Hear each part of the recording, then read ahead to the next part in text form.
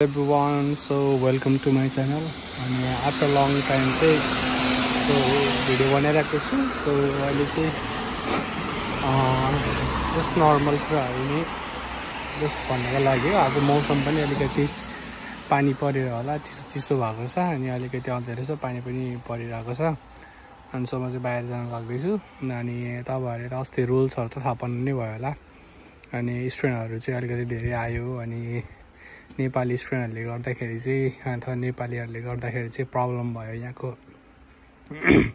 यहाँको जब मार्केटमा चाहिँ प्रब्लम आयो भनेर यताउता आएर चाहिँ प्राइम मिनिस्टरको नोटिस पनि आएको थियो. सो त्यो त सबैले हेर्नु नै भयो होला. फेक म्यारेजहरु भयो अनि यस्तो अनि त्यसपछि कामहरु चाहिँ धेरै बुढा र बुढीको गर्दाखेरि बुढाकोमा हालेको यताउता न्युजहरु आएको थियो. सो तपाईहरु सबैजनाले हेर्नु नै भयो होला.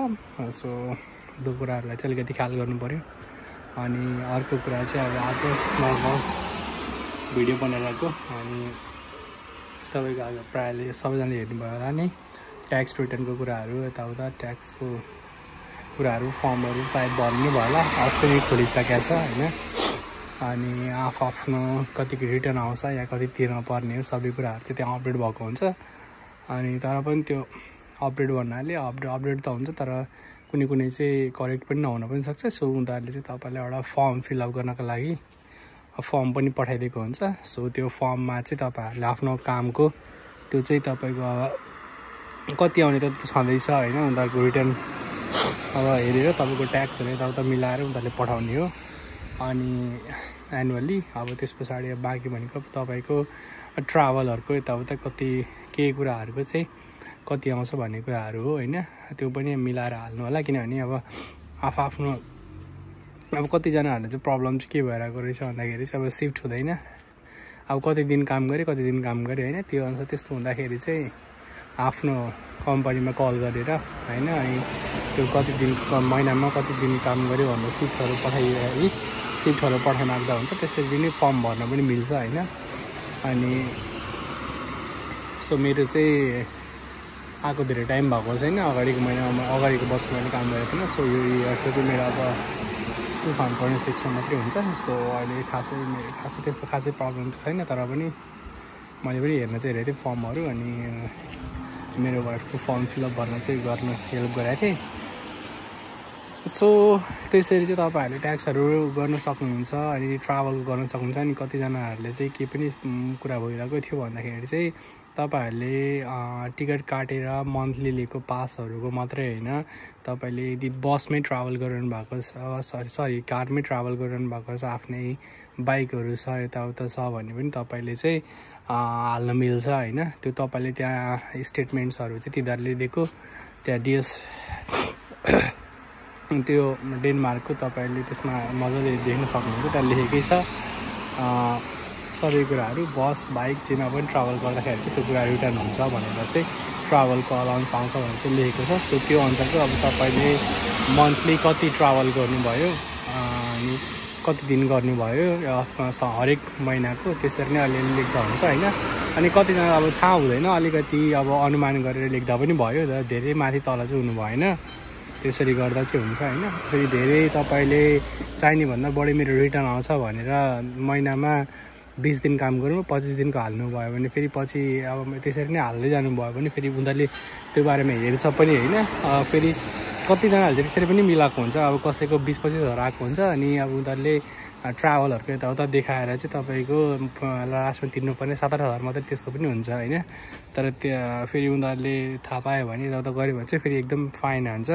त्यही भएर चाहिँ त्यो कुरा पनि ख्याल गर्नु होला. सो त्यसरी चाहिँ हामीले भर्न चाहिँ मिल्छ हैन. चेक गरेर आफैले स्टेटमेन्ट हालेर चाहिँ उनीहरुले पठाउँछ. सो त्यो अनुसार गर्ने हो. हामीले चाहिँ त्यसरी पनि गर्न सक्छौं. अनि त्यो कुराहरुलाई चाहिँ अलिकति ख्याल गर्नु होला हैन. अनि खासै त्यस्तो गाह्रो त छैन, प्रब्लम छैन. टाइम पनि हुन्छ तपाईको मेबी मेसम्म होला. मे 1 सम्म टाइम होला तपाईलाई त्यो भर्नको लागि चाहिँ. अब कतिजनालाई चाहिँ ल थाहा छैन अब कति टाइममा हो भन्ने हुन्छ नि त. अनि सो त्यो चाहिँ प्रब्लम हुँदैन. तपाईलाई मेसम्म टाइम हुन्छ. मेबी मलाई जस्तो लाग्छ मेसम्म टाइम होला.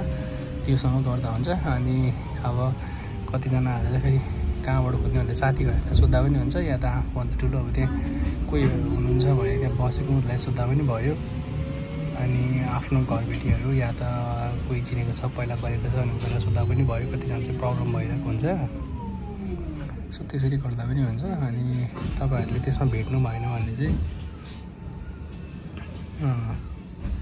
खोज्दाखेरि साइट्स भेट्नु भएन भने चाहिँ सिधै तपाईँले पर्गो.dk मा गएर गर्न पनि सक्नुहुन्छ नभए तपाईँले त्यो ट्याक्स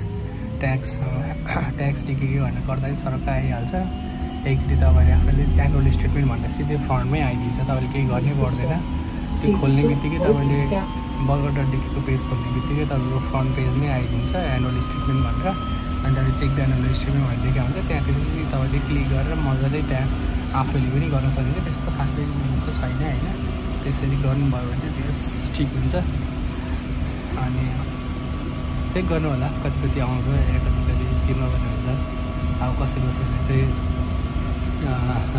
मेरो एउटा साथीले चाहिँ कति 20,000 आयो तिर्नु पऱ्यो भनेर भन्दै थियो होइन अनि एकजनाको चाहिँ फेरि तपाईँको 7,000 रुपियाँ चाहिँ त्यो उल्टो रिटर्न आयो भनेर भनिरहेको थियो होइन अब मेरो भाइको पनि यस्तै 4-5,000 जति रिटर्न आएको थियो सो त्यो अनुसार आफूले मिलाउने हो त्यसरी चाहिँ मिलाउनु होला होइन कसैको अलिकति बढी पनि हुनसक्छ अब कति छ तपाईँको ट्राभल त्यो अनुसार पनि आउने गर्छ त्यो अनुसार गरौँ न सो अनि अर्को त रुल्सको बारेमा त अब सबैलाई थाहा छँदैछ अपडेट नै आएको थियो त्यो त न्युजहरू चलाउँदै छँदैछ नि अनि सो अब कामहरू गर्दाखेरि चाहिँ अनि एकचोटि चाहिँ पुलिसले नै आएर चेक गरेको सोधेको भन्ने कुराहरू पनि थियो फेकहरू भेटेको पनि थियो होइन त्यस्तो कुराहरू छोटो बसेको अनि उसलाई अब सोद्धाखेरि सिधै यताउता भरे केटी छुट्टी बस्ने केटा छुट्टी बस्ने अब किनकि अभियसली बुढाबुढी भएपछि त्यहाँ सँगैले बस्ने भन्ने नै हुन्छ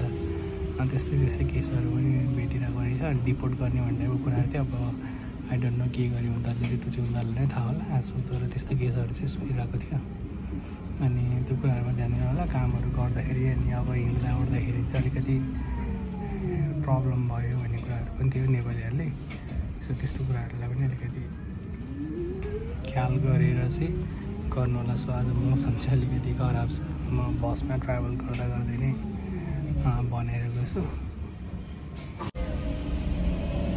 सो त्यही गाइस अनि thank you so much for watching the video है जस्ट नर्मल कुराहरूलाई सेयर गरेको खासै त्यस्तो त केही पनि छैन जस्ट नर्मल कुराहरू भनिरहेको हो होइन ख्याल गर्नु होला सो कामहरू भन्ने कुरा त यस्तै छ अब कतिजनाले अहिलेसम्म काम पाएको पनि छैन कतिले बाहिर गरिरहनु भएको छ होइन सो आत्तिने चाहिँ हुँदैन बिस्तारै गर्दै जाने हुँदै जान्छ अनि अलिकति प्रब्लम चाहिँ पिआर एप्लाई गर्न पनि आएको थियो होइन तर अब धेरैजना ल्याङ्ग्वेजहरू जोइन पनि गर्नुभएको रहेन ल्याङ्ग्वेजहरू जोइन गर्ने अलिकति फ्लेक्सिबल हुनसक्छ त्यसरी कामहरू गर्ने सो त्यही हो thank you for watching the video त्यही हो लास्टमा भिडियो हेरिरहनु होला मन पराइदिनु होला बाई